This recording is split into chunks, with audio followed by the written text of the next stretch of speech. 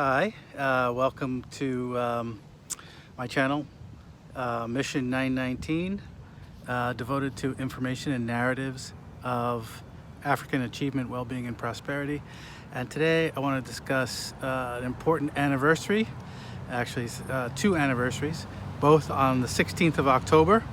The first one being the raid on Harpers Ferry, led by John Brown, on April 16th, 1859, and the second being the Million Man March, which took place on October 16, 1995. The raid on Harpers Ferry was really a major catalyst for beginning the Civil War. It was a raid on an armory, a U.S. armory in Harpers Ferry in Virginia, now West Virginia, in which Brown and 17 others launched an assault on the armory to take weapons with the goal of distributing them among enslaved people in the Shenandoah Valley and initiating a slave revolt, which would hopefully become a full-scale rebellion and would catalyze a military conflict to end slavery in the United States.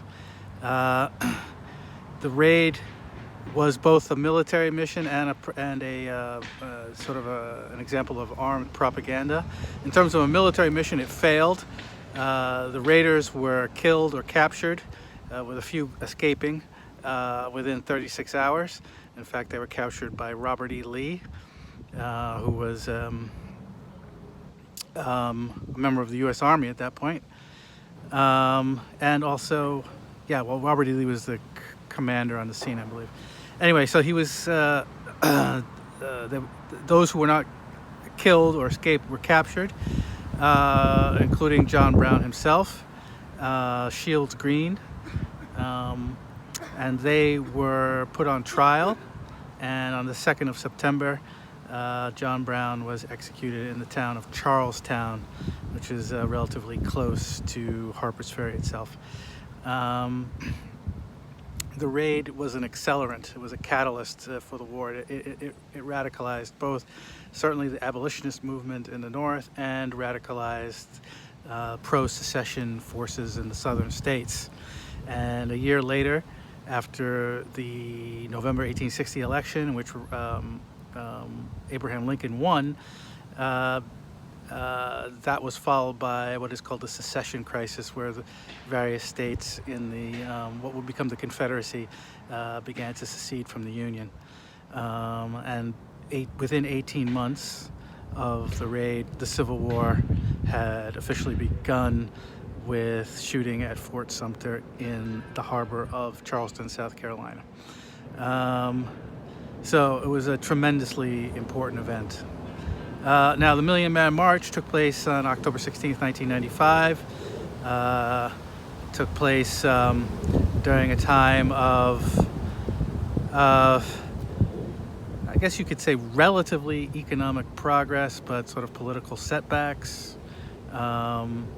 and long festering problems in the black community, especially around drug trafficking and the ramping up of the prison industrial complex on a whole new level. And so it was put together by really what was a united front, really remarkable coalition of people and forces, including Louis Farrakhan from the Nation of Islam, who was the presider and I guess had the inspiration for the event, and people like Betty Shabazz, Malcolm X's widow, Rosa Parks, Maya Angelou, Jesse Jackson, prominent members of the African Methodist Episcopal Church, NAACP, local organizations all around the country, though not the national NAACP, interestingly enough. And anyway, this event was a march or a rally in DC, on the Mall. And, there's some controversy about how many people were there, but it was a tremendously huge event. perhaps a million, perhaps maybe 100 or 200,000, less than a million, but it was one of the largest, if not the largest, demonstration in the United States history at the time.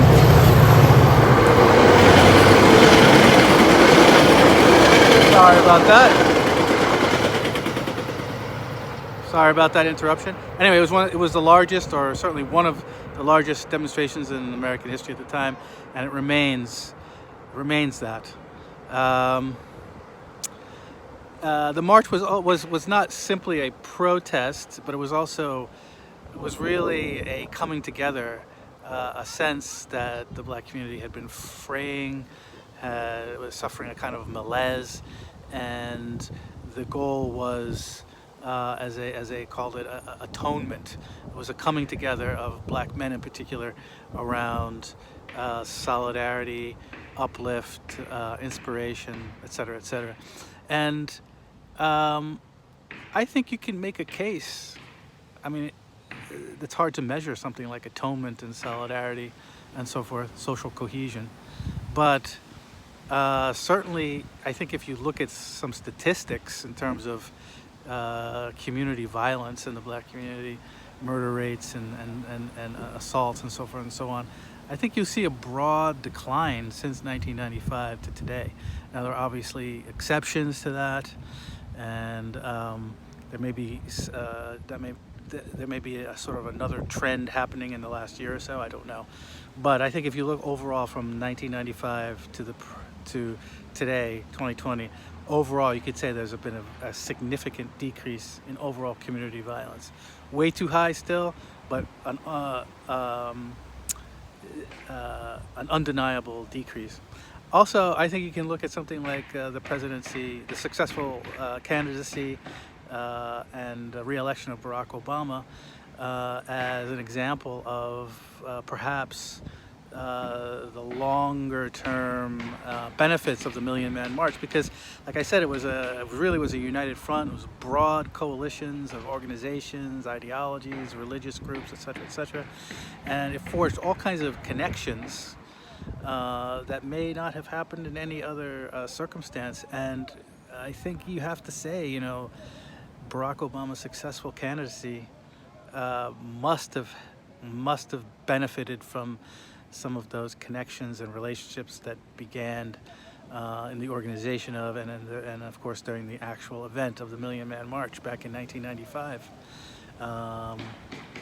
I think that's an interesting thesis. I don't know how you go about proving it, but I think it's very interesting. I